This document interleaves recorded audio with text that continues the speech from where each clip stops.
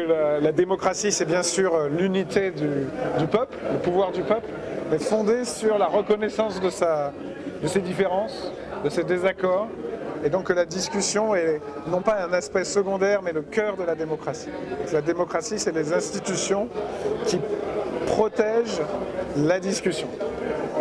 C'est fondamental parce que sur tous les sujets, les humains ont des désaccords qui peuvent aggraver les sujets si ça devient la guerre, et des désaccords qui peuvent résoudre les sujets si on recherche la vérité et la justice. Il faut construire des cadres où on puisse parler et dire des choses différentes.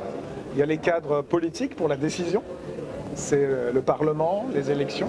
Il y a les cadres scientifiques pour la formation du jugement, c'est l'école, c'est l'université, c'est la recherche. Il y a les cadres sociaux pour l'accès à l'information, c'est la presse. C'est ce que vous faites, vous, dans la presse, c'est-à-dire c'est permettre la diversité des points de vue. Il y a le cadre des limites, parce qu'il y a des gens qui dépassent la liberté d'expression, qui appellent à la haine, qui appellent au meurtre. Donc il y a le droit, il y a la justice, il y a des tribunaux. Et tous ces cadres sont importants. Et donc la démocratie, c'est compliqué pour une chose simple. Parce que les humains veulent des choses très simples, ils veulent construire le monde ensemble, mais en même temps ils sont en désaccord, donc on est obligé de mettre en place des choses compliquées, et des choses compliquées sans lesquelles on ne peut pas vivre. Quand Barack Obama opposait institutions fortes et hommes forts, c'est évidemment, il parlait que des institutions justes, donc il parlait des cadres de justice qu'il faut défendre et toujours améliorer. Une institution n'est jamais parfaite, donc on a le droit de la critiquer. Une institution forte, c'est une institution qui supporte la critique, qui permet la critique, et qui la permet pour progresser. Donc déjà, une institution forte suppose la critique. Et quand il parlait des hommes forts, c'est des hommes qui sont forts contre les faibles.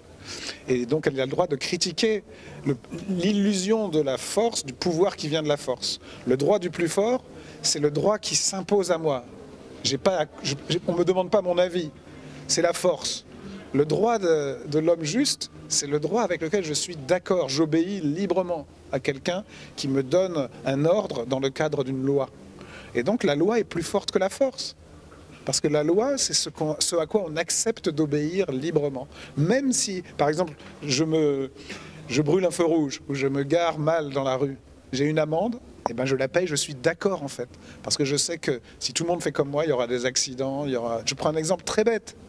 Mais la loi, la force de la loi, c'est ce qui doit s'imposer à tout le monde pour le bien de tous. Et même moi, c'est pénible la loi, mais c'est moins pénible que l'arbitraire de l'autre. Le problème de l'homme fort, c'est que ça peut être le pouvoir de l'arbitraire. Et je préfère obéir à la loi qu'à Vous avez raison, la communauté internationale, c'est encore fondé sur les rapports de force, en très grande partie. Il y a un début de droit. Ce début de droit, il n'est pas forcément seulement aux Nations Unies, en tant que tel.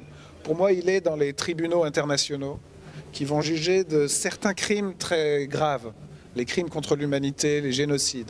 C'est très peu, mais pour moi, c'est là qu'on dépasse un peu le pouvoir de la force dans le droit international. Vous avez raison de dire que la communauté internationale, tout ce qu'elle fait, d'abord n'est pas juste, ensuite n'est pas respecté, et donc est très imparfaite. Pour moi, d'abord, les universels du droit international, c'est d'abord l'interdiction des grands crimes, ça devrait être aussi l'interdiction de la plus grande misère, ça devrait être des outils minimaux pour répondre contre des dangers communs. Et donc c'est vrai que je pense qu'il ne faut pas... On a eu tort de dire la démocratie est parfaite. Maintenant, les gens qui voient qu'elle n'est pas parfaite abandonnent la démocratie parce qu'on leur a dit qu'elle était parfaite. Mais ils voient qu'il y a des problèmes. Il ne faut pas dire elle est parfaite, il faut dire elle est partielle.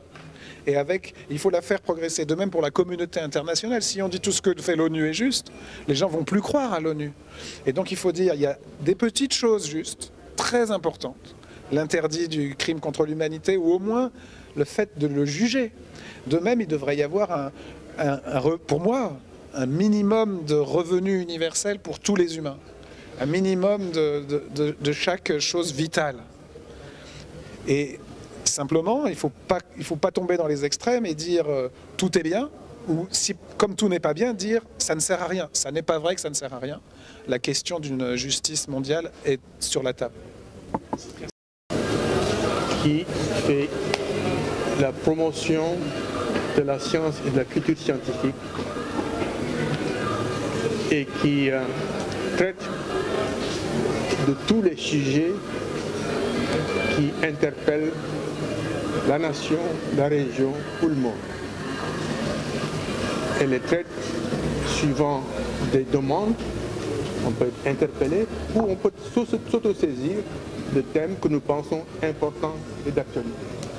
C'est dans ce contexte que nous avons choisi ce thème sur la démocratie, comme nous avons choisi dans le passé des thèmes aussi variés que la laïcité, l'industrialisation, l'enseignement de la science, le foncier. Enfin, on a beaucoup de thèmes qu'on a traités de façon tout à fait ouverte, mais uniquement sous l'angle spécifique scientifique, basé sur des faits. Nous n'entrons pas, nous ne traitons pas de problèmes qui ont une consonance politique. C'est uniquement. Nous les traitons de façon complète, indépendante. S'il y a des conclusions, s'il y a des leçons, nous les soumettons à qui de droit.